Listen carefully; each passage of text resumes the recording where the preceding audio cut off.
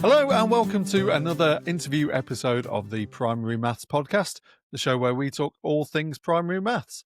I'm John Cripwell. Today we're talking about one of those phrases we all use in maths, problem solving. But do we actually mean the same thing when we say it? In schools, it can be reduced to a handful of word problems at the end of a lesson, but what if problem solving isn't a type of task at all? What if it's a way of thinking, believing, and approaching mathematics, something that needs to be explicitly taught, modelled, and valued every day? In this episode of the Primary Maths Podcast, I'm joined by two people who have thought deeply about this question from the classroom, the research, and system leadership perspectives. We explore what problem solving really is, why pupils so often struggle with unfamiliar problems, even when the maths content is secure, and how habits like noticing, conjecturing, visualizing, and tinkering sit at the heart of mathematical thinking. Across the conversation, we dig into the difference between giving children problems to solve and teaching them how to be problem solvers, the role of metacognition and teacher modeling, and how curriculum design, representation, and classroom culture can either support or undermine this work. There's also plenty of challenge here, particularly around common assumptions about SATs, fluency, resilience, and what mastery really means in practice. My guests today are Tom Manners and Steve Lomax, and I am delighted to have them on the show. Welcome, Tom. Welcome, Steve. Hello there. Hi, John. How are you both? Good. Looking forward to Christmas. People might be listening to this after Christmas, but if They you're watching will online, be looking. It will be after Christmas, so they may have quite a long wait until the next Christmas, Tom. But it's never too early. Surely it's never too Exactly. early. If there's one Some thing people- we've learnt this year, it's never too early to start celebrating Christmas. So, yeah, well, hopefully not no a one will be problem. offended by my Christmas jumper because I'm wearing it and that's final.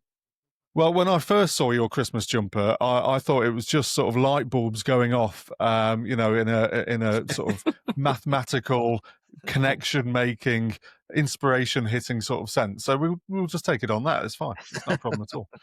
If I'd have thought about it that deeply, that would have been really impressive. It's just Christmas in my mind. Yeah, it's all about the preparation, obviously. Would you mind just introducing yourselves? If we start with Tom first, please. Absolutely. Tom Manners, I've been lucky enough to be in education somewhat 16 years now, started in secondary, and I started getting really engaged with maths through probably the Maths Hub. And at the same time, I've discovered the EEF and just wanted to start learning more. I'm a filler math, which apparently means I love learning. And that's when I started using research to kind of inform and direct me. But of course, it can't be just directed. You've got to take research and think, well, how does it work in my context? But so I've been working now in primaries, though, for about 4 years. And I really enjoy being engaged with primary and secondary because it allows me to see the horizon knowledge, what we do in primary and the impact it has on secondary. So now I'm a trust maths lead for a primary trust. I work on behalf of the EEF as an evidence lead in education. I work in Central Maths Hub in a variety of work groups. But I've missed out one part of my journey, if I may, John. I didn't think I wanted to be really into maths until I mentioned the time I started working with Maths Hub and I started mentioning the EEF. But actually, it was an assembly I saw in a school in Birmingham in Berkeley Green.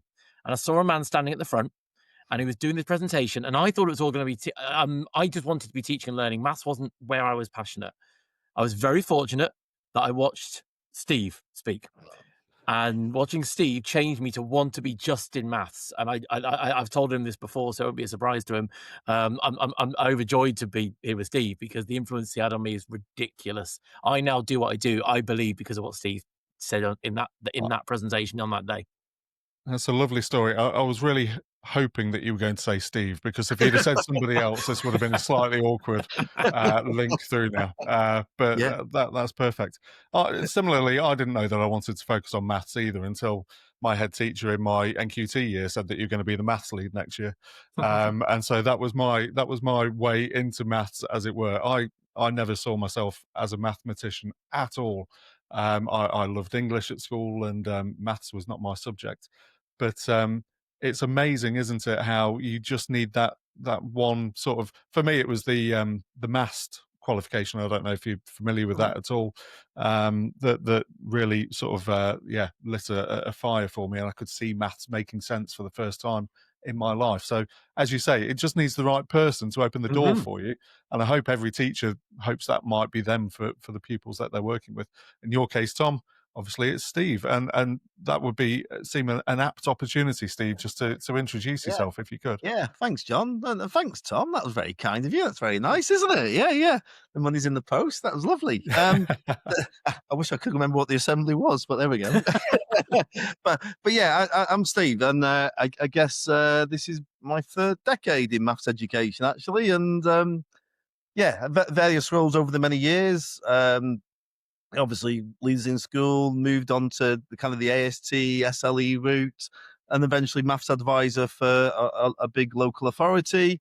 And then more recently, the last few years, a mixed bag, really. My week is my own thing. I provide work support for schools on site and PD, and I work with the local maths hub for the other half of the week, and the teaching school and facilitating, for example, the MPQs, LPM. Um, and yeah, just love that work. Co-founded a thing called Can Do Maths as well. And the reason I'm mentioning that, I guess that's why I still do this gig, because I fundamentally believe all children can do maths, can achieve in maths, can enjoy maths.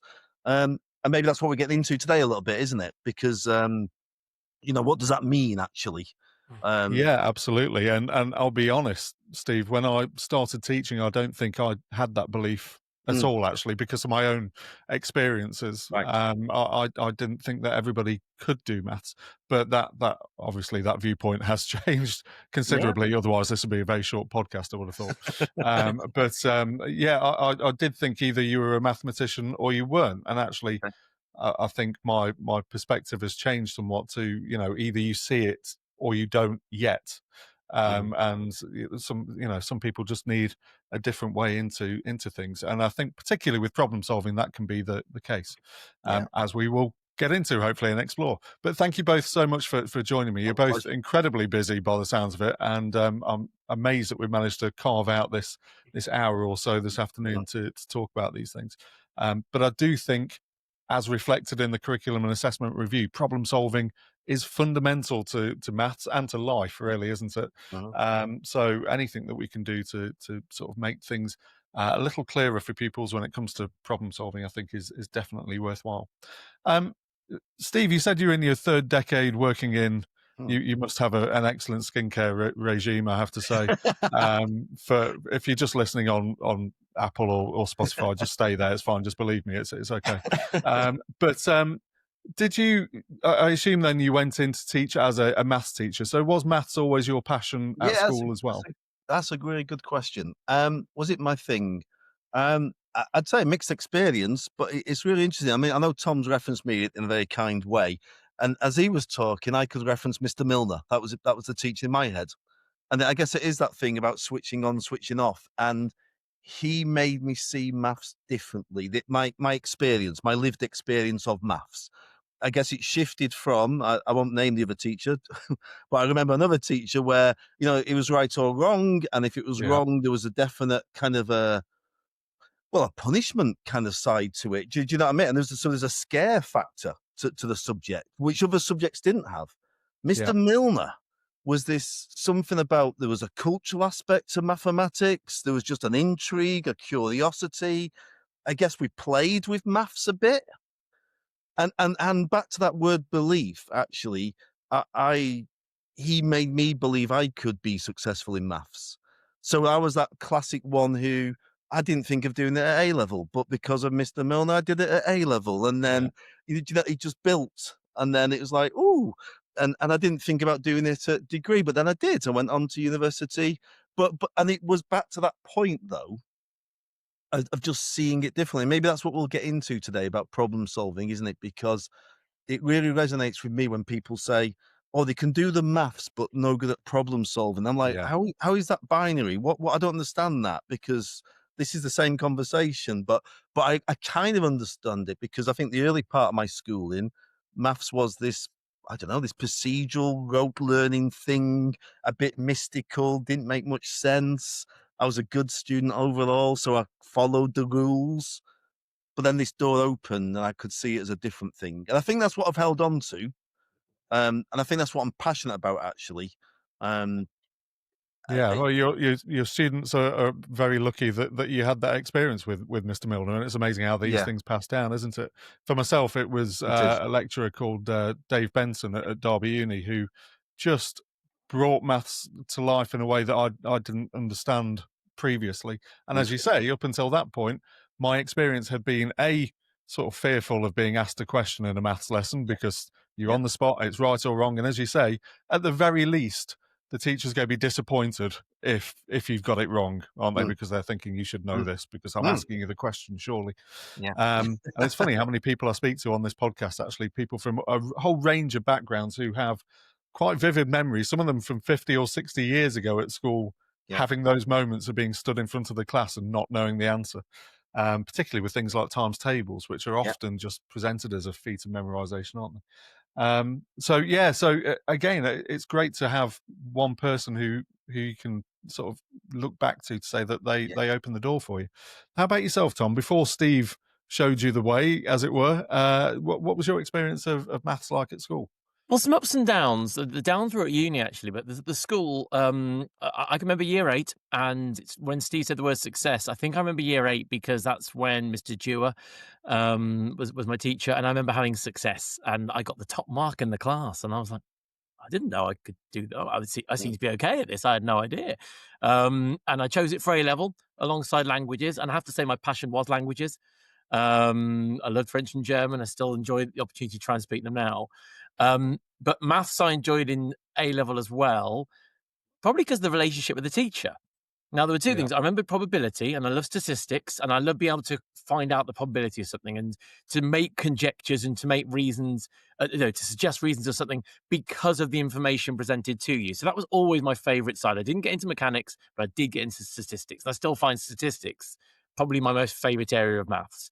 But Mr. Tinley, certainly in the Monday lesson, we find out how he did in his hockey match for the club, his local club, and I played in my local club. But I went to university and did maths and hated it. Absolutely hated it. It was boring. Nothing was given to me in any way that made me think, why am I bothering learning this? The subject that made me took my pen, throw it down, and because I'm on a podcast, I won't repeat the exact words I actually said. But we were learning real and complex numbers. And I said, why are we learning this? And I was really frustrated. Now, the people I was sat around at the time, there was Anita to the left of me, Donna to the right of me, Keely in front of me, who are all maths teachers now. But I can remember where I sat, surrounded with all the girls as well, which makes me sound great. But I shoved my pen down and thought, forget this, and did a different degree. Never particularly proud of my degree, but I did a different degree. I trained to be a teacher some 8 years later, and I did a subject knowledge enhancement to try and get the love of it back, if you like. And interestingly, I did a presentation on probability and when you should drop out of deal or no deal, when's the right time, if you like, and statistically to look yeah, at it. Um, so I then, I start teaching, and I got myself teaching further maths. And guess what subject I have to teach? Real and complex numbers. And I thought, well, hold on, what was it that switched me off? And I found the hook. I found it. There were two hooks, actually. One, well, numbers always go horizontally. What if they went vertically as well? And that was enough to make me go, ooh, what do you wonder? And what difference would it make? And then, of course, it was pointed out that planes can't fly without real and complex numbers. And there's enough. And that's all it took. And it reminded me of that lecture at uni of if they'd have given me something, I really doubt I'd have quit that degree. And I look back now. I wish I finished that degree to a degree. But these things happen for a reason. And they say you get into teaching, don't you, because of a teacher who really influenced you in a positive yeah, way, or one that influenced you in a negative way. And I do have both sides of that story here, where the positive ones actually absolutely had an influence. I won't mention the other teacher, much like Steve wouldn't, but the one who I look back on when I was 17, 18, and I look back and say, I could be better than you, and I would treat you better. And I still have that fire from the way that one bloke treated me. I'm not going to go too far into that story because it's miserable. But you're in this profession for a reason, but a hook gets you in. yeah. That answered your question in the most concise way I possibly could have done. No, that's great, Tom. Thank you. I think it's just useful, for people to hear sometimes that even when you starting out as a teacher, you may not feel the most confident about maths, but actually, that regardless of kind of your previous experiences, just like you believe everybody can be a mathematician, I Mhm. honestly think people can be great maths teachers as well. Right. Particularly at primary school, Right. it's Very you've much. got a real opportunity, as we've heard, to make a massive difference to children's lives. Yeah. And we're well aware, aren't we, of culturally, maths is one of those subjects that people are not afraid to say that they don't like, or it's not for them. And yet we see that maths A levels are the most popular A level taken in England, certainly. So something's working for some pupils and not for others. And I do think that problem solving has probably got certainly one frame that we could talk about that in. So let's get into it then. Let's start Okay. with what is problem solving. So when we talk about problem solving in school, what do we think we mean by it, and what should we mean by it? And I'll probably start that with Steve, if that's okay, Steve. Yeah, sure. It's a really good question, isn't it? Yeah, great. Yeah, well Tom. done. Yeah, yeah, yeah. No, it's a good question because it's a classic thing, isn't it? Our children are no good at problem solving. We need help on problem solving. We need, Yeah, and it's this thing, problem solving. This thing, and then actually saying, well, what do we mean by that? It is a really really good question, and I do wonder because I'm one of those kind of, I'm going to say, maths educational geeks who when the I'm going to say the latest the national curriculum, the 2014 with the three national curriculum aims, I remember yeah, celebrating that moment, these overarching aims. Yes, we want all pupils to be fluent in the fundamentals. We want them to be able to reason mathematically and can solve problems. Yes, that yeah, day in, day out, week in, week out, overarching. Previous regimes, we had AO1, we had, that was a learning objective. And so this was a different gig. This felt exciting. And unfortunately, I think what happened, isn't it? Then people started saying, right, so we need some fluency tasks, we need some reasoning tasks, we need some problem solving tasks. And all of a sudden, that beautiful, yes, this is a different landscape, felt like it disappeared slightly. And what it turned out to be, wasn't it? I think what the reality is children are just given problems to solve. When yeah, do we explicitly? So we've got to be careful. Are we talking about problem solving or solving problems? I say to leaders, and really you're saying they're no good at solving problems, right? Well, we need to think hard about that. So for me, what does problem solving mean? I think problem solving is you're put in that position, aren't you, when you don't know what to do straight away. You haven't got a ready available method to find the answer. And that's different to saying we've learnt about fractions. Here are some fractions to add. I know what to do. That doesn't yeah, feel like I've got. I'm doing something that I know what to do.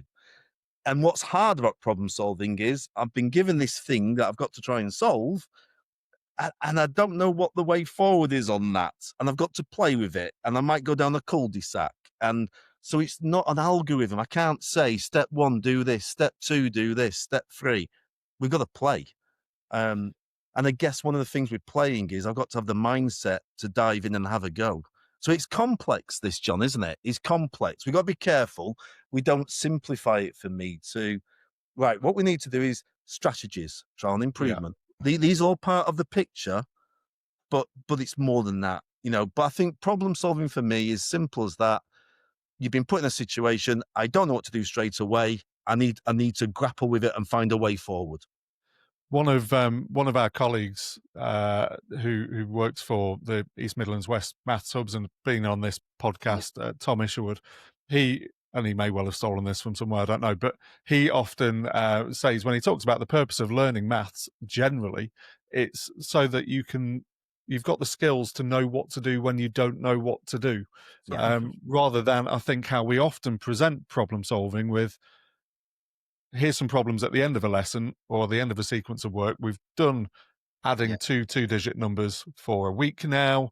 Yeah. Here's some problems on adding two-digit Yeah. numbers. Crack on with it. Yes, you can solve problems. Yeah. And then we're surprised when we come to something like the reasoning paper in the Key Stage 2 tests or whatever, when all of a sudden faced with unfamiliar or non-routine problems, our pupils don't necessarily engage with them in the way that we thought Yeah. that they would. And How that's a about good yourself, question. Tom? Would you add Sorry, John. anything to? Oh, sorry, go on, Steve. Well, can I just say that that's a good context to put this into, isn't it? Because usually that question from leaders about we need to get better problem solving is usually linked to possibly diagnostic analysis of key stage 2 SATs. Yeah. And you're right. Paper 2 and paper 3 is just saying, here's a set of things you've never met before. Solve them. Yeah. Yeah. Have a go. That's the landscape of that paper. So we got to think how we do that. So yeah. And I often think if you put those questions into, the weekend supplement of a paper, you get a lot of people having a lot of pleasure, figuring those things out. Yeah, but interesting. the fact that we, put them against the clock and Yeah. under pressure, and it's life seems to depend on getting those The questions other thing right. you just said, John, Adds to that. the other thing you just said to me, I think is really interesting. I remember reading something on the New Zealand maths, I think it's the maths organisation, NZ Maths. It's really interesting about, what is a problem? Define a problem. You think, what a simple question, but actually, what is a problem? Something I can't do straight away. But your example there, where we've been doing some work on adding 2-digit numbers, and I give you now a word problem that's got 2-digit numbers in it, well, guess what? You know what to do. So that isn't a problem. No. So that's interesting. That's kind of light bulb moments sometimes for colleagues. Do you think, Tom, that we too often inflate or conflate problem solving with word problems?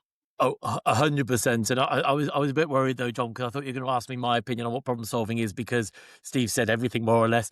Well, I thought that. Yeah, I thought where could Tom possibly go here? I'll throw him under the tell you bus. what, I'll give you the definition, because I've got my screen next to remind me, because cognitive load says I'm going to remember everything. But I use an NCTM, so the American body, and they came up with a quote: engaging in a task for which the solution method is not known in advance. Yeah. And I just like that as just in one sentence, and to kind of, when I do these presentations, and I think, John, you invited me because of a couple of blogs I've written recently on Substack. You'll get those books who, as Steve was suggesting, 3 or 4 questions, and then it said problem solving. And it's the same topic, the same structure. And therefore the conversation starts going, well, it's real life, isn't it? Now, I've often, and I've done the problem solving talk in a few places, and it's a joy to do it. But I'll always challenge the idea of, well, make it real life, and suddenly that becomes problem solving. That's not the case. Not to say real life doesn't have a place, because I find that really interesting as well. There's recent research this year about the times table test, for example, that the results in England versus Jersey. Well, in Jersey they don't have the MTC. But interestingly, those children in Jersey are able to apply multiplication in more places than they are in England, where perhaps we've overwrote it. I'm going to pretend that's a word. We overwrote, I'm doing it again, the teaching of multiplication and times tables. And so the real life is important, so you can apply it to something. But absolutely, when you start teaching about problem solving and working with schools, I'll always go in with one of the things it's not necessarily is real life. Because if you've just been teaching that topic, there's no problem-solving skills. Something you said, John, about strategy. One of you mentioned the word strategies, and I like the word strategy, actually. But I'm thinking of the EF guidance of 2017, where it's the number 3 is teach strategies for solving problems. It's on my wall, so I could have just checked. I think it's number 3. And I always think about tools for the toolbox. So what are the tools you're going to help them develop that they can go into? As Steve says, I don't know what the maths is yet. So what are the tools that I'm going to go into for my toolbox that'll say, okay, I'm going to try this one, make a list. This one, create a table. This one, try an easier example. With big numbers initially, use small numbers to find the structure. And you teach these tools and you schedule them in your curriculum. And then we were developing problem solvers. There's another quote. I can't think who. Maybe I made this one up. I don't know.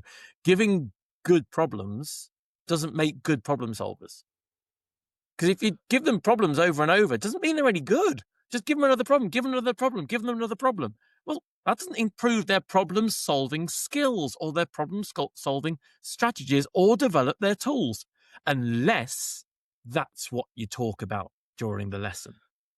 So I think there's a couple of things here, Tom, that I'll just pick up on, if that's all right, that people might be thinking about. So one of them is the idea of teaching how to solve problems, as Steve mentioned earlier, and then teaching through problem solving. So those are, for me, two sort of distinct ideas. I don't know if either of you want to pick up on that a little bit.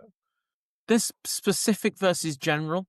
So if you're working on one problem, you might get too lost on that problem, as opposed to the generalized approach that you can then apply to another problem. And you see things like think alouds, and a teacher maybe explains their thinking, but then they get given an example problem pair, which is the same structure. Well, actually, all they're doing is then following a method, like Steve suggested earlier, because they've just been shown how to do that one. So Yeah. I think when you're teaching problem solving, you're talking about the tools. You're not talking about the answer. You're talking about the tools that were used. You're talking about the strategies that were used. Can you apply those in a different scenario entirely? And that's when you leave the room. The last part of the lesson is saying, what did we learn today? To be a better mathematician, I should X, Y, Z. That's the summary. That's the focus, not the answer of the problem. The answer doesn't matter. The strategies we used, that's what matters for that lesson, if that's what you're explicitly teaching. Okay, so I completely take your point on that. I can imagine there will be some teachers then, Steve, who have been teaching for a little while, who will say, I remember this, strategies for problem solving. I've got a display somewhere in the back of my cupboard. It's rucksack, if I put it out, and I just need cubes to... these days, John. Cubes, if you're trendy. Cubes is the new rucksack, just to let you know. Excellent. Okay. Well, either way, we'll put that out. I'll put it on the working wall, and that's problem solving sorted. Yeah. We'll just need to remember the strategies to access this Good, problem. isn't it? And you know what, John? Even better than that, we'll do it on Friday as well. Yeah. and actually, if I'm a job share, I'll give that to my other partner because I don't like doing that stuff. Yeah. Is that okay. Ideal. Yeah. No, I remember those days distinctly. I really do. And to be fair, I had another guest, Phil Hurd, on, who was also talking about problem solving, and he's sort of in favour of having not necessarily fun Fridays, but you know, a dedicated time to teach problem solving. I was about to say, I was being very flippant there. There's a serious point where that maybe fell down, wasn't it? Was we still only just gave them problems to solve? And I remember going on Enrich and printing off half a dozen problems and putting them around the room and then saying, here you go, here's your maths lesson for today. Essentially, I'm going to be over here marking some books, or, you know, if you've got any, come and see me, that's fine, and we'll work through it. But there was very little actual teaching of problem solving going on, if I'm honest. Yeah. And I think you're right. And I think where the shift has been, and I think where some schools are doing a really good job, it could be seen as what we've just talked about, but it's not that at all. It links to metacognition. It links to thinking aloud, doesn't it? It links to, we've got your question about, do we teach through problem solving skills or through problem solving, or are we teaching problem solving? Take that second one with teaching problem solving. Well, let's explicitly do that. You know, I'm going to have an empty box question here, and we're all just going to grapple with it, and we're going to play with it, and we're going to see what. But me as teacher, my job is to model my thinking, and I might then subtly I might be modeling. Oh, what if I just put a 6 there? What will that do? What if? And I'm subtly modeling child improvement as a strategy. Or I might then go, hold on a minute, that can't be a 6, can it? Because if it was a 6, that would happen. So I'm doing working systematically. It can't be, it can be. So I think there's a subtle difference, isn't it? I think what some schools are doing really well these days, prioritizing curriculum time to do this, what we're talking about. And that's a challenge, I think, with the mastery world potentially, you know, and the reason I say that, it really bothers me. We seem to have shifted a bit to a delivery model, and that then challenges what we're talking about today, doesn't it? There's a place where, I know there's still not a place for a delivery model. I don't think that's what teaching is at all. But there's a place where we're very clear. Some lessons are to learn new content and to try and get a secure and deep conceptual understanding of that content. But let's make sure there's curriculum time to also do this thing that we're talking about. on this thing that we're talking about, isn't it? Is uh, I think I've said the word play a few times already. It's almost we're just going to play with this problem. But my job as a teacher is not going to go on, off you go, play with it. Yeah. We're playing together with it, but I'm also clear that I'm going to model certain things. And I Steve, think that's how we get those strategies. 'Cause then it's not wallpaper, sorry, is it? Then it becomes alive, and Yeah. and a student can. Oh, that's what you mean by trial improvement. if I may jump in there, I mean, again, Yeah. this is a Steve influence for me. There's what are the behaviors of the mathematician? So the play, it's how do you play? How did that child play? How did that child play? And you can start talking about the habits of a mathematician. And I wasn't aware of the paper until I saw it through Can Do Maths. The habits of mind, although I always probably pronounce his name incorrectly, Quaco, 1997. Yeah. But those habits are wonderful to analyze. And I know what I've done. And I'm doing in training next month. Actually, I'm getting them to play with an enriched task, like you said, John. But they're going to observe each other. The staff are going to observe each other. Two are going to have a go with the problem, and one is going to have all these habits and say, "Did you notice these habits?" And to observe for those habits. And then what do we discuss? I don't care if they made 37 or not.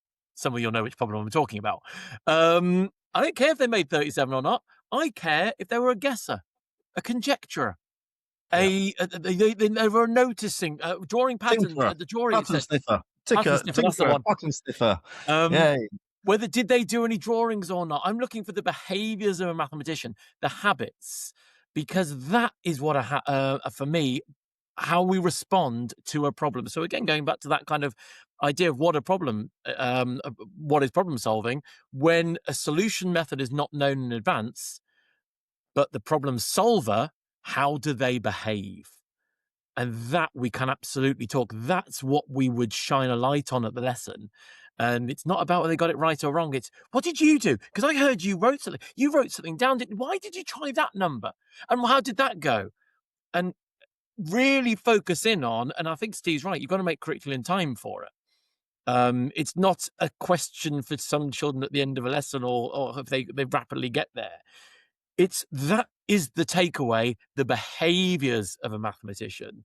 So the habits of mind papers are a really good place to start. Mathematical habits and providing actual time to draw attention to those and to teach them where possible, I think is important. yeah. John, There can I has just been say, sorry, John, can I Yeah, just say go for it, something to Steve. that? Because I think just while we're ending this little sequence here about, so having that explicit time to focus on this, but I think what Tom's also talked about is, and maybe there's a nice link to what we're going to talk about next, is that, but day in, day out, those behaviors and habits should be in a maths lesson.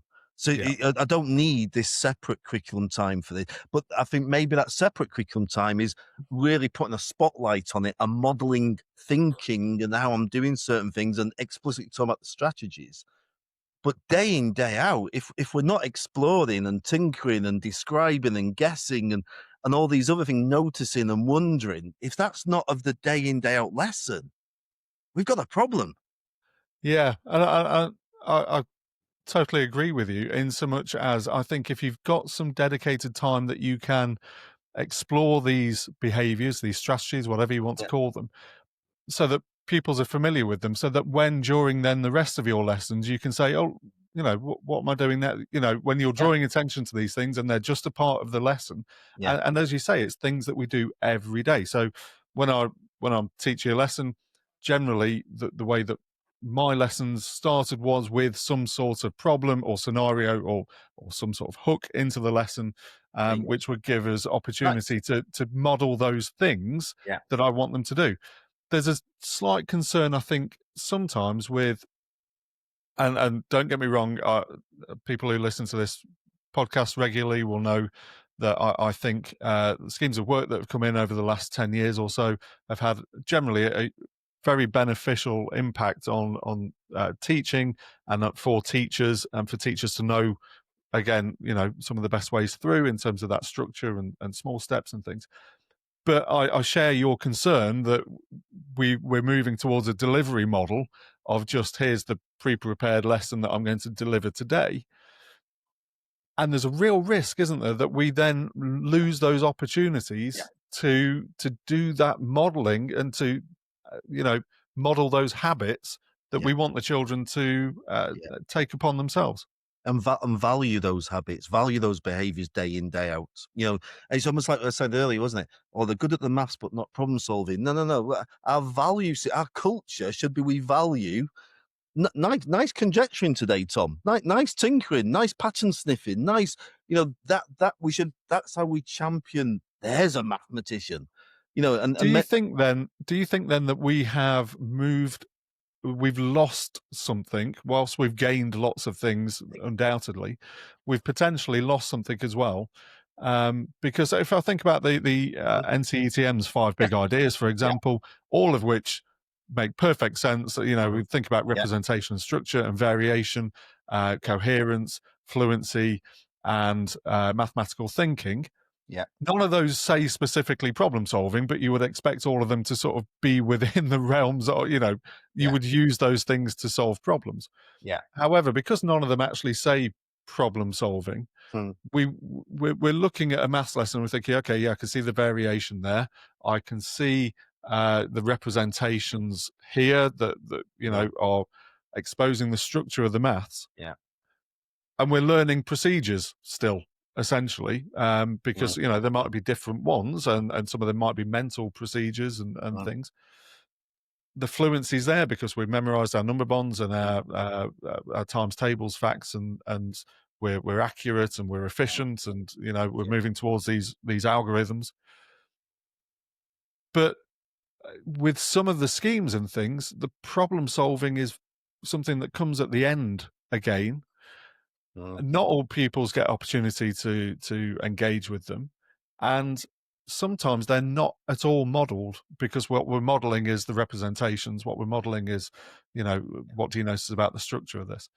But we're not necessarily modeling actually those mathematical habits that you've already mentioned.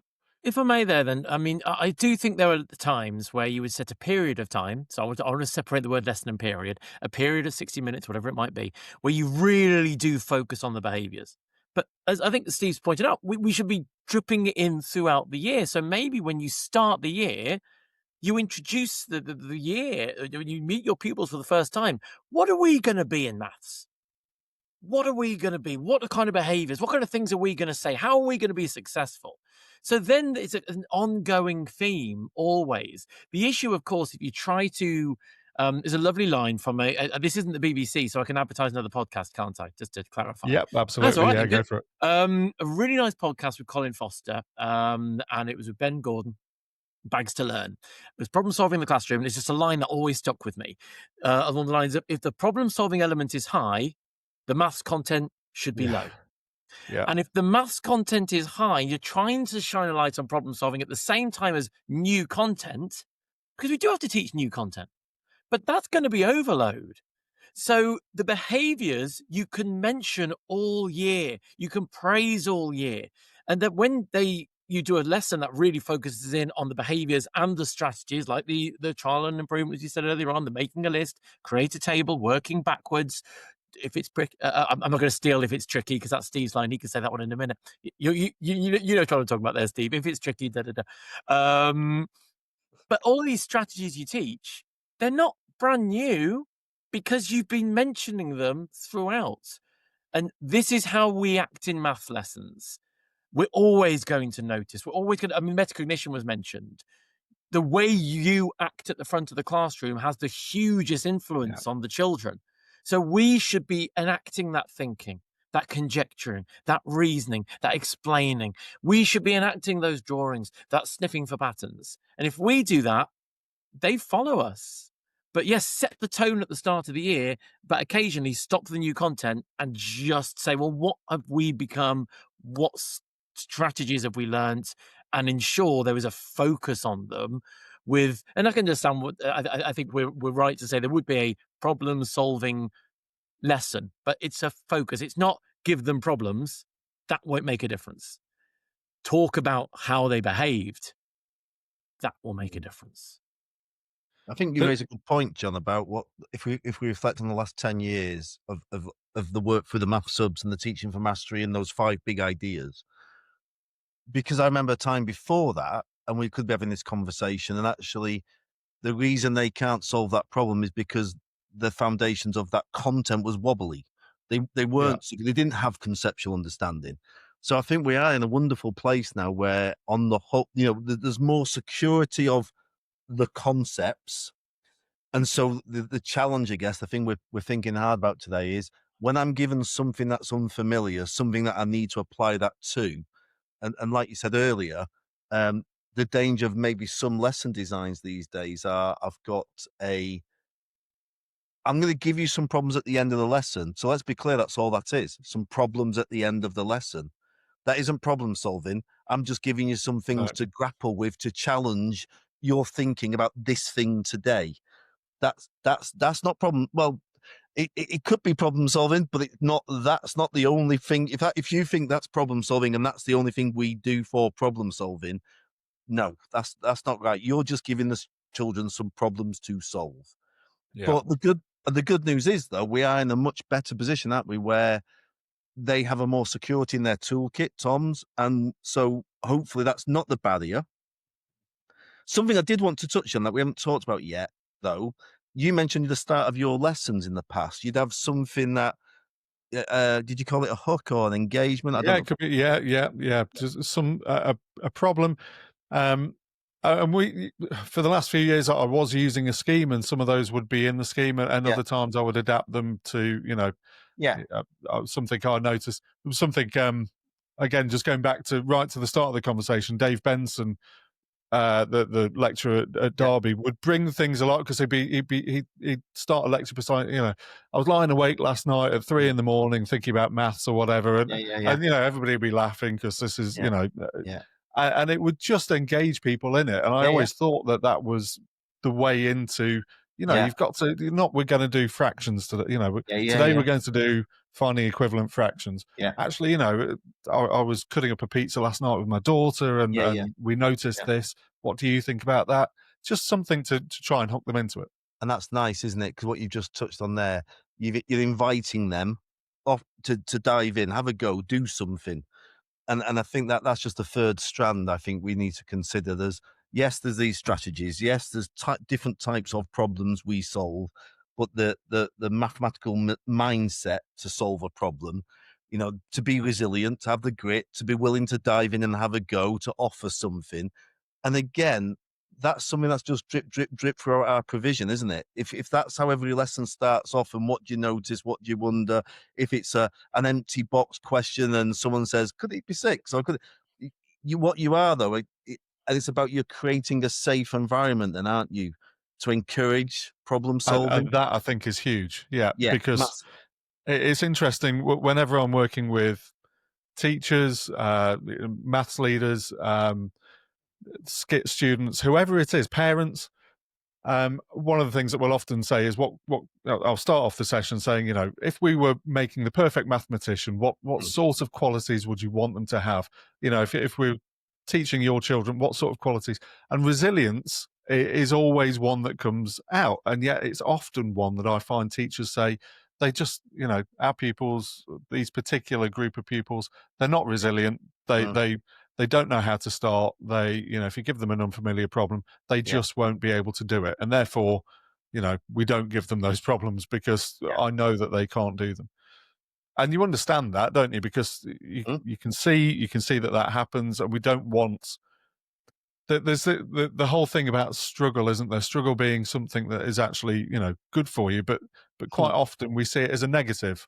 And we don't want to see children struggling. We talk about struggling learners, but how do you foster resilience if you don't spend a little bit of time not knowing what to do? I think that's really tricky. If I jump in there, I mean, Steve's with Can Do Maths that Steve has created, everything starts with the notice and wonder. And and I noticed actually that the NCTM in America, they've got these characters, notice and wonder. And you said about that strugglers. Well, what if you start by noticing and wondering? There isn't any question to solve. And I often struggle when I go into schools and I see they've started with a specific problem, which has a specific answer. Now, how have you started that lesson? Now, imagine a child who is struggling to access the content or struggling to understand the concept. If there is a question mark, i.e., a specific question that is kind of converging towards, they're struggling from minute one. And so that behavior of noticing is a behavior of a mathematician. And the wonder, the what if this changed? What if that changed? What if there was more of them? What if there were less of them? I wonder what it's trying to tell me. Mathematicians are curious. I won't try and quote Mark McCourt's book well enough. But he in his book he writes about what mathematicians are, and I always like the word curious. Because curious then is if you get a problem and you want to know more, you want to know the solution. And I think that can be asking questions of ourselves and around the content as opposed to an answer develops those behaviors and will take away that anxiety from being a struggler. No, that if you're then feeling more comfortable, the struggle won't feel as bad later on in the lesson when the new content comes. It's like, okay, what are we trying to achieve? If I reference the 5 big ideas, because I think one thing we haven't referenced is coherence. And becoming a specialist, variations are most interesting, and representations probably the most interesting straight away because you can feel you can apply it straight away. When you look at it as a leader, and when you see with a horizon knowledge in mind, suddenly you realize coherence is probably the most important because it's making connections always. And if we are, once again, think about the metacognition, if we're making connections with what we've done before, then I think you're not only connecting the mathematics, but often connecting the what did I do and how did that help me? And when you challenge a problem, you make connections within your problem solving journey. When we're doing mathematics, we make connections through our mathematical journey. And I think making connections can be really powerful. I've made 2 different points in my tirade here, so I apologize. But I like this idea of connection making through the maths, but sometimes connection making through the problem. What did I do? How did that help me? And it's all about that metacognition from the front, explaining yourself. It's funny because coherence is just. I'm finding it more interesting. I've been doing it 8-9 years as a specialist, and I'm finding that one more interesting again. It's great. Well, for me, that is the key to it. So when I was attempting to learn maths at school, I saw everything as discrete areas of maths with no overlap and things to remember. So again, I've told this story on the podcast before, but I remember sitting in a GCSE exam, looking at a question about fractions and thinking, I don't know. I do the same to the top as I do to the bottom. I remember that. But I don't really know what this means, and I don't know which bits I'm supposed to do. I think it was probably multiplying a fraction by an integer, actually, and I had a vague idea that I needed to turn the integer into a fraction. But if the integer was 3, I couldn't remember whether that was a third or whether it was 3 over 1, or I just didn't understand it. Everything was just, can I remember how to do it or not? And so it was only when I started teaching maths really that I realized it's all connected. Everything, it's a beautiful pattern of interconnected ideas that can help unlock things when you're not familiar with it. Wow. So just to summarize because we've been talking for a while and it's all brilliant stuff. I don't want people to be listening and sort of lose the thread a little bit. So the things we've talked about: mathematical habits, and the importance of explicitly naming them and teaching them, B, giving pupils opportunity to practice them, and C, the teacher modeling them as well, and being explicit about that whilst we do it. The other thing, of course, not just leaving problems to be solved at the end of a lesson, but actually seeing problem solving as a process that we can teach and also, engage with and teach through. We've talked about the importance of coherence and making connections between different ideas. And we've also sort of touched a little bit, I suppose, on the importance of representation. And although perhaps maybe that's something that we could talk about a little bit here. One thing that I Can I will add, just John, sorry, in that yeah, summary, no, go, we yeah. we did say resilience as well, and I think we were just on a little thread there, I know I'm going back to it, but I am a bit of a No, I broken think it's record about important. Yeah, this, about the environment we have in our classrooms yeah, to dive in, to have a go. Is it safe? What if I make a mistake? Because part of problem solving, you go down the cul-de-sac, don't you? Sometimes you have to come back out and you have to go again. You have to go somewhere else. And if that's not deemed okay, then we haven't got the right climate to develop better, stronger problem solvers.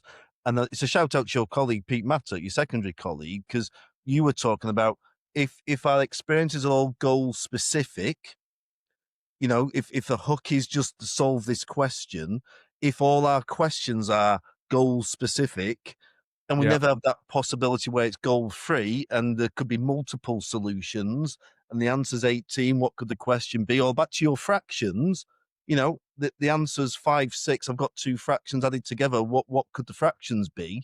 yeah. If we haven't had that experience, then I'm not going to develop my resilience. I'm not going to dive in, have a go. It's so we've got to think careful about our day-to-day diet as well, haven't we? And making sure it Yeah, totally. supports I think us. it extends even beyond that as well. When I think about um, those experiences that we talked about people having that they remember 40 or 50 years later, where Yeah, they felt embarrassed because they didn't know the answer in front of everybody. yeah, And as a teacher, sometimes we ask questions for different reasons, don't we? We yeah. ask questions to check if somebody's listening, and we ask Mm, check questions because somebody's talking. And sometimes we ask questions because we expect them to know the answer. And sometimes it mm, can be frustrating mm, when you've spent an hour on this and you feel like everybody's mm, got it, and you ask a child a question and they haven't got it.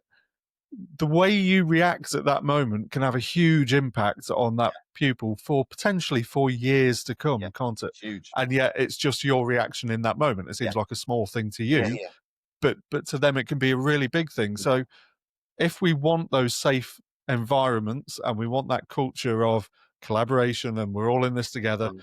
um, then we've really got to be careful how we make pupils feel, Yeah. I think, and the responsibility that we've got in that area. It's really, something It's I'm quite massive, passionate John. about. Yeah, it's massive, and I'm going to shout out to Fluency's giving me a headache, and I'm glad Fluency's referenced a lot in curriculum assessment review. Yeah, And there's a Fluency obviously linked to maths facts, and the work of the NCTM is explicitly in there. That's great, but I also a fluent thinker, fluent mathematician, that flexibility, not just about efficiency and accuracy, but flexibility. And again, I had this lived experience recently, actually, that where as a group of adults we were asked to solve a problem, and on the table, I think 5 people solved it the same way, and I solved it a different way, and I had a different answer actually, slightly different, and so cognitive diversity, flexible thinking, valuing, supporting that, learning from each other, listening to each of us. There's a nice link to the oracy agenda. But I didn't felt that was needed because it felt there was one way to solve this problem. yeah. Do you know? And I had that very lived experience of thinking, I'm not valued. It's like I thought I'd done some hard thinking there, and I thought got quite a neat solution.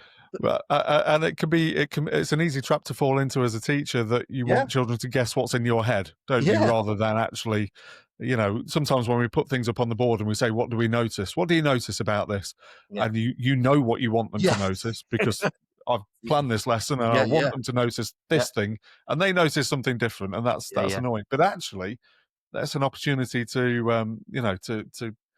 reward that thinking, isn't it? As you yeah, say, yeah, and if we want definitely. resilience and we want children to feel safe to have a go, Yeah, and also again, as you've said, we've talked a lot on this podcast in the past about the answer being can often get in the way of good maths opportunities. We know that we need to get answers at some point. It is important, of yeah, course, yeah. it's important.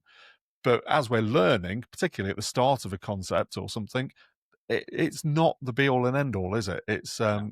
sometimes it can be a real barrier for some pupils. John, if I may, I'm amazed. I don't know how long we've been speaking, but I'm almost amazed we haven't said the name Polya yet. And it's only because I'm We thinking of have a silly now. scenario there we have now. If you've got one way and you practice that way, it becomes a method anyway. But as soon as another person has a separate method for something, there's your opportunity for what's the same, what's different, and the opportunity to go a little bit deeper and go, well, and then you would be talking about efficiency, but you've got flexibility of, would you always do it that way? And so the polia, I'll hopefully say it right and not paraphrase it incorrectly, but it's better to solve one problem in 5 different ways than 5 different problems all the same way. The idea of being flexible, the idea that that's okay and encouraged, which I think it's fantastic, because if you haven't got one, again, it goes back for the tools in the toolbox. It's being willing to be flexible and, as Steve suggested, willing to get to the cul-de-sac and go, oh, no, I need to reverse out of this. Trying something else and spending 20 minutes over a problem, which in reality was solved by somebody in 2 minutes, because you're comparing methods and think of another way, think of another way, think of another way. Is that always going to work? When won't it work? When would it work? There's so much opportunity. But of course, the It's that argument then idea of going to sort of be, what about squeezing the as content? much maths out of a question as you possibly can, isn't there? Just, really milking it for everything and making sure you've got everything out of a question that you can possibly get. But the problem, of course, the argument's going to be, well, we've got to fit all the content in, don't we? And that comes another dilemma, which we certainly won't have time for now. No, we definitely don't. And I also appreciate both of you are very, very busy, and we've been talking for a long while now already. There's just 2 areas that I would still like to just touch on, if we can, if you're okay for time for a few more minutes. One would be, we've talked a little bit about the 5 big ideas. We've talked about, certainly coherence has been mentioned. I think mathematical thinking kind of, makes sense. We're thinking about problem solving, aren't we?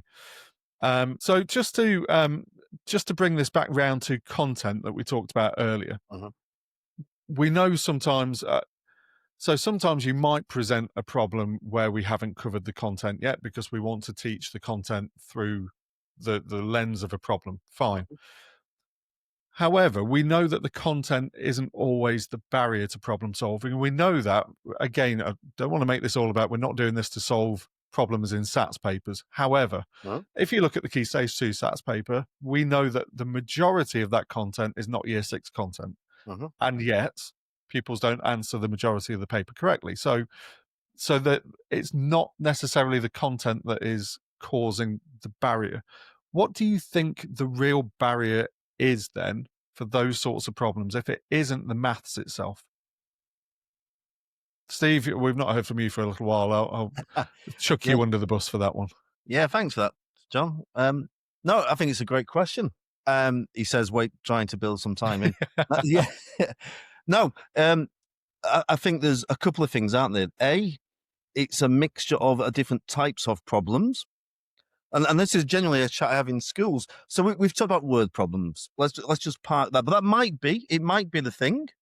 It could be language, could be the barrier. Could be, it's fine. And Tom alluded to it earlier, my if it's tricky, draw a picky. And it might be that, rucksack and cubes is not that does not help them solve a word problem. And so that might identify for us that our children aren't very good at engaging with word problems, or if their only experience of word problems is at the point of learning, like we said earlier, if there's never a moment where we give them a collection of word problems, and some involve addition, some involve subtraction, some have the word total, some have the word difference in them. So they've never experienced that. Back to that, what is a problem? I don't know what to do straight away. That's something we need to consider. It might be, I did actually a QLA analysis of a school recently of paper 2 and paper 3. And what came out, it was the visualization problems. So there's a little thread, isn't there? That when do we explicitly, talk about, teach visualization? And there was a great question last year. It was the last question on, I can't remember which paper, but it was the four parallelograms and a rhombus in the middle, and you had to find the missing angle. And that in itself is a great one of the year. I need to know properties of quadrilaterals. Well, come on, that's lower Key Stage 2 stuff, But Tom mentioned polya. One of the things that maybe they didn't do then is you got to do something. Draw a line. I'm going to put that angle. If that angle's that, this angle's that. I'm going to split the rhombus in half because then I've got two isosceles triangles. But a subject leader gave it to their staff and they had 5 different solutions to that one question. And so I think it's an example, isn't it? That was a light bulb moment for that staff where crumbs, how do you teach them to solve that question? You can't because it's an unfamiliar question. What we can teach them is do something, draw a line, but add an angle, add a side. But we can also talk about different strategies in the room. Don't be afraid to try something. It's Yeah, interesting what you're saying about visualization. I was invited up to Glasgow earlier this year to the University of Glasgow to observe a project that they're running up there on spatial reasoning. It's going out across Scotland now. That 40% of primary schools in Scotland are going to have these specific spatial reasoning Okay. lessons. Yeah. Now they're not part of the maths curriculum, but what they're interested in is the impact that spatial reasoning lessons have on maths outcomes that aren't necessarily anything to do with spatial reasoning itself. The data seems to be suggesting that engaging in the spatial reasoning tasks and specific teaching of spatial reasoning has a beneficial impact on maths attainment more generally. And so I suppose what we can extrapolate from that is that if you are able to visualize things and you're using that muscle in your mind of looking at things in different ways, then perhaps that, I might be taking a leap here, but perhaps that can help us with problem solving in terms of that visualizing things and looking at things from a different perspective. I think it's huge, John. And we're excluding the arithmetic paper here, aren't we, from the conversation? But if I said to us 4,002 subtract 3,998, I bet we're all instantly thinking, where do they live on the number line? And they're quite close to each other. So even though that, I'm positioning them, so I'm using my spatial reasoning there. If I'm asking you to round something, I'm not thinking of some rhyme about if it's 5 and fly and whatever. It's like I can't even remember what the rhyme is. But what I do know is 497 lives between these two numbers. Yes, and I know it's closer to that one. That's what. And that's why I think we've got to be really careful with representations, that we don't miss the point of them. Yeah. The point isn't, and I know we all know this, but the point isn't that they do the maths for you. The point is that they show you what's happening in the maths. And if we're not drawing attention to that as teachers, I think that link can be lost, can't it, if we're not careful. Can I just say 2 more things, Tom? So link to that, because just on a roll. There's that if it's tricky, draw picky, you're right, because that, yes, the bar model, there's a picky, but the danger is that becomes a straight jacket. It's got to look like this, and really that should be something that's exposing the structure, isn't it? So I'm gonna doodle. That helps me with that. But sometimes a jotting just helps me engage with a problem, because I think this is something else. Back to paper 2 and paper 3. I think I call it blue lozenge syndrome, actually. Because the question's always in the blue lozenge, isn't it, on the paper 2 and paper 3? And so that's a fight or flight moment. That's the goal specific moment. So actually, let's just cover up that blue lozenge and let's just engage with the problem. My other favorite questions on paper 2 and paper 3 are the ones that say tick all the numbers that are prime, tick all the, because that a diagnosis of saying our diet is question, answer, 1-to-1 mapping. And have we never experienced the idea that this question could have multiple solutions? Oh my goodness. One final thing I will say about SATs, and then we will move on from them, because it's a topic for another day. But I do have a concern with the way that the SATs marks are allocated, that so much emphasis is spent on arithmetic, and you can understand why schools therefore focus on that over potentially the problem solving, when you can almost get the expected, I mean, not quite, but almost get the expected the magic level by acing the arithmetic paper and getting a couple of reasoning questions right. Then that seems unhelpful, I would suggest, if we're trying to build rounded mathematicians. Okay, my final question to you then, because this is turning into a mammoth. We're going to have to do a part 2 at some point, I think. But Yeah, good. but if you were you both work with maths leads regularly, Yeah. you've got a maths lead. I'll come to you first, Tom. You've got a maths lead coming to you saying, we're really invested in creating better problem solvers at our school. What should we do? What might your advice be? I think we've referenced part of it is embedding it within the curriculum, planning time for it as well. But I think if I was saying to the day-to-day, maybe the first focus would be metacognitive thinking. And it might seem a bit out there in that it's not thinking about the maths immediately, but it's the teacher modeling the behaviors, modeling the thought process. I know we've been talking about representation, but when you use representation, use it as an opportunity to expose the structure and use it as a problem, as a method to help you solve the problem. Sometimes representation is used just to help to understand today's content, but the Singaporeans haven't gone to where they are in the world now without them actually drawing bar models to say, right, there's a lot of words here.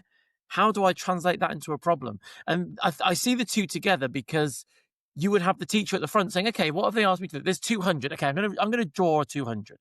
And they said, oh, we're going to divide it into 5 equal groups. And they would draw the problem whilst explaining out loud what they're thinking.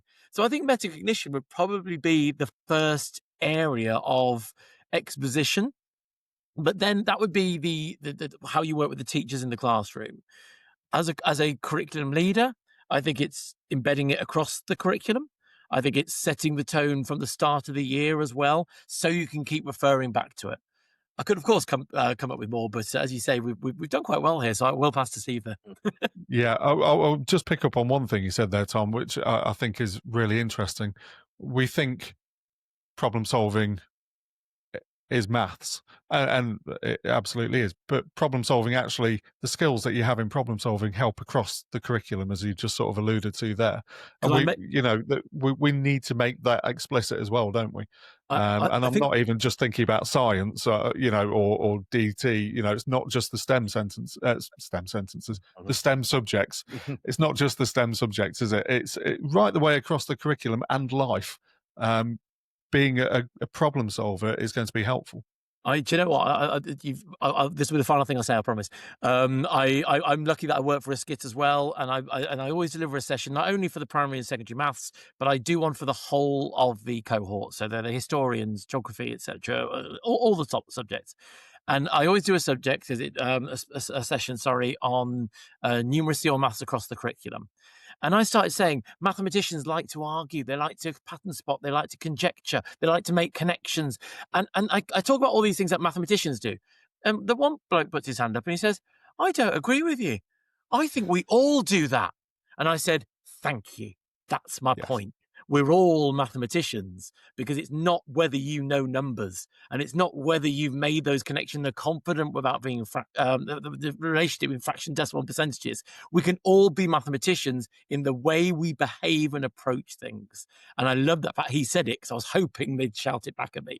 I was going to say, do you use the same stooge or plant each time, Tom? Each time you do that, yeah, same person. I need you to say that again. Keep in front row, yeah. No, that's great. And I think a really important point. We started this really by saying how important problem solving is in life generally, and I think that makes that point perfectly. How about yourself then, Steve? Just to round things off then, if you've been dragged into a school, not dragged in, you've skipped down the driveway, I'm sure, to work with the maths lead to improve problem solving skills, where would you start? Yeah, well, it's a very real one. That's the work I do. I think the first thing, and maybe one of the reflections on this conversation, isn't it? It seems to be reasoning and problem solving have become tasks, things we give children to do. So can we just stop that? And can we just engage that reasoning and problem solving are ways of working and ways of thinking, and they are things that can be done day in, day out. But if we want to really solve this and help children be better, we need explicit moments where we do that.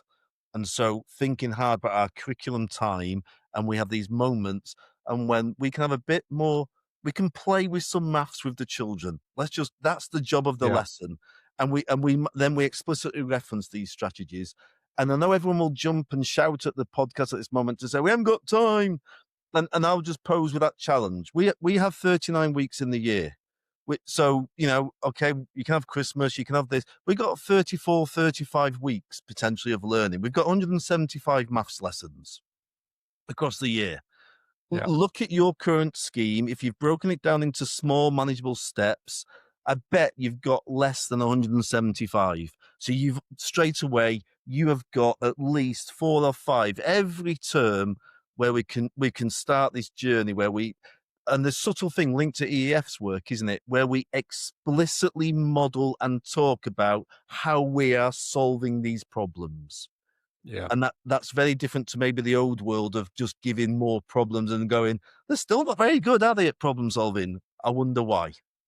Yeah, absolutely. I guess for myself, if I were to ask myself the same question, definitely the things that you've talked about there, looking at lesson design, not not just having these problems tacked on and not following the scheme verbatim, because that's not how it was designed to be used. We've got professionals, we've got skilled professionals in classrooms, and we need to use that expertise. But also in terms of upskilling those teachers as well, drawing attention to those mathematical habits, and making sure that we're, as you've said, Tom, that the metacognitive side of things as well, the modelling is so important. I won't go on a rant about this, but I do have a little bit of a bugbear with magic PowerPoints sometimes that just, you press the next button and the representation appears. You press the button again and it changes into something else and it looks great. But when you're a child sitting there and you've got to then do this yourself, you don't have the PowerPoint in front of you, and you need to see how that's constructed and why you're doing it that way and what your thinking is as you change this representation. Well, I think we can lose that. End with the word thinking, isn't it? You just said thinking. Yeah. I'm sharing my thinking, and I'm also valuing the children's thinking. Isn't that what this gig's about? Well, and this is it, yeah. And I think, again, when I was at school, maths was a magic trick that I didn't have. I couldn't see behind the curtain of, and I think we just need to be careful with those sorts of resources that we don't and continue doing that. That's the modelling. That's the modelling, and I'm absolutely going to quote my maths hero here. We're teachers, not presenters. That's from Steve, by the way. I remember him sharing that. We don't click. We're presenters. We'll click through. Teachers will model. They'll explain. And that's why when we have to have the manipulatives in our hands, and we have to be showing what we're thinking when we manipulate them, not click. Oh, look what happened there. Oh, click, and being surprised. We're teachers, not presenters. Lomax 2020 something. But I'm totally on board with that, and regular listeners to the podcast will not be surprised to hear that at all. This has been a bumper episode. I'm hugely appreciative of your time. No, I'm hugely appreciative of your time, and I know that there has been an absolute stack that people can take away from this in terms of practical, actionable things. So I'm very, very appreciative of that.